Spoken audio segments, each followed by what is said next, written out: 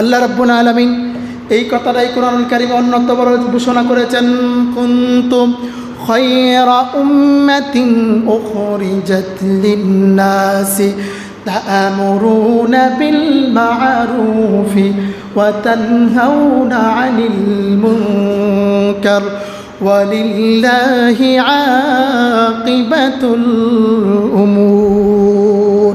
আল্লাহ রাব্বুল আলামিন বলেন, কুনতু খায়রা উম্মাতিন উখরিজাত লিন-নাস, কুনতু খায়রা উম্মাতিন, আমি উম্মতকে বানিয়েছি, খায়রা উম্মাতিন, তাদের মর্তবা বেশি হবে, উত্তম উম্মত, মর্যাদাশীল উম্মত, মধ্যম পন্থার উম্মত।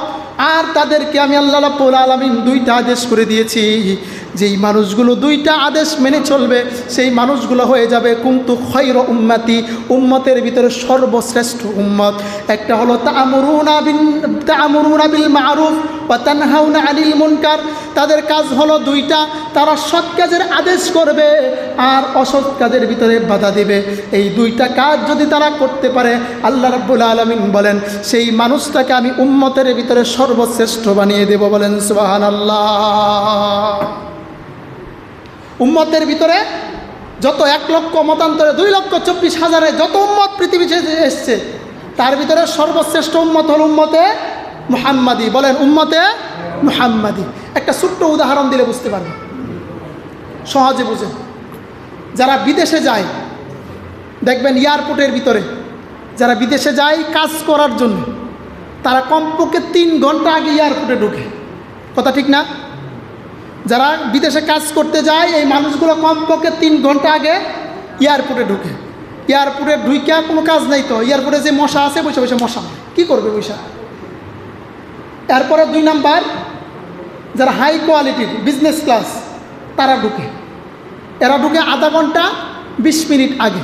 আর যারা এমপি মন্ত্রী তারা ঢুকে সবার শেষে, শুধু বিমান ছাড়বে এর আগে গাড়ি নিয়ে শুধু যা বিমানের সামনে যায় দাঁড়ান। এখন হিসাব হইল 3 ঘন্টা আগে যারা বিমানবন্দরে গেল, তাদের বিমানের ভিতরে ঢুকার সিরিয়াল সবার পরে গেছে কোন সময়? সবার আগে। এরপরে বিজনেস ক্লাস যারা, এই বিজনেস ক্লাসেরা যায় আধা ঘন্টা 40 মিনিট আগে, যারা বিদেশে বিজনেস করতে যায় তারা। এর ভেতরে যারা ভিভিআইপি এমপি মন্ত্রী যারা, তারা শুধু 5 মিনিট 10 মিনিট আগে যায়, তাদের গাড়ি পর্যন্ত বিমানের সামনে চলে যায়। কথা ঠিক না? এই সিরিয়াল অনুযায়ী দেখা যায় যারা সবার পরে গেল তাদের ঢুকার সিরিয়াল সবার আগে, আর যারা সবার আগে আসলো তাদের ঢুকার সিরিয়াল সবার পরে। উম্মতে মুহাম্মাদির হিসাবটাও ঠিক সেরকম হয়ে যাবে। অন্যান্য নবীর উম্মতেরা আগে এসেছে, কিন্তু উম্মতে মুহাম্মাদি ভিআইপি হওয়ার কারণে তারা পরে এসেছে, কিন্তু জান্নাতে সবার আগে চলে যাবে। বলেন সুবহান। এই আপনি আর আমি, এই উম্মত আপনি আর আমি। আল্লাহ রাব্বুল আলামিন আমাদেরকে সুযোগ দিয়েছে, বলছেন ইবাদত বেশি নয়, অল্প অল্প করো, শুধু ইমানটা মজবুত রাখো।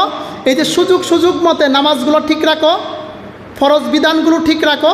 পরবর্তীতে ছোট ছোট যেই জিনিসগুলো দিয়েছি, যেমন এই যে কথা বললাম ওয়ালা ইয়ালিন আস, মাত্র 10টা রাত্রি, তোমরা এই 10টা রাত্রি ইবাদত করো। 10টা রাত্রির মর্যাদা আমি আল্লাহ রাব্বুল আলামিন এত বেশি করে দিয়েছি, প্রত্যেকটা রাত্রিকে আমি আল্লাহ রাব্বুল আলামিন লাইলাতুল কদর বানিয়ে দিয়েছি। একটা রাত্র লাইলাতুল কদর ইবাদত করলে 87 বছর ইবাদত করার সব হয়ে যায়। আর তোমাদেরকে আমি 10টা রাত্র দিয়েছি, 10টা রাত্রি যদি তুমি ইবাদত বন্দিগি করতে পারো, আমি আল্লাহ রাব্বুল আলামিন তোমার জীবনের সমস্ত গুনাহগুলি মাফ করে দেব।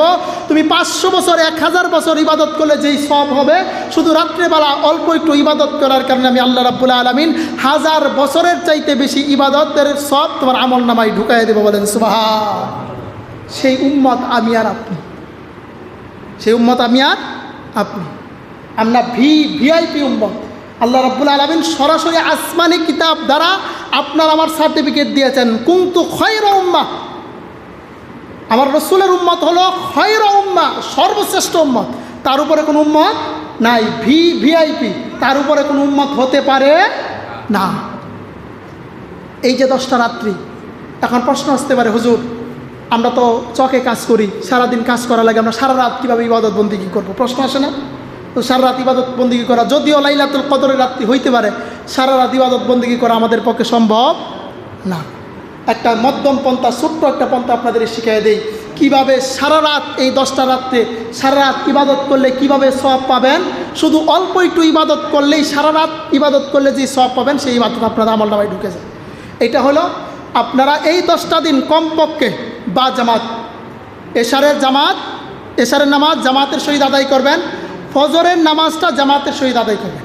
বলেন তো কী বলছি?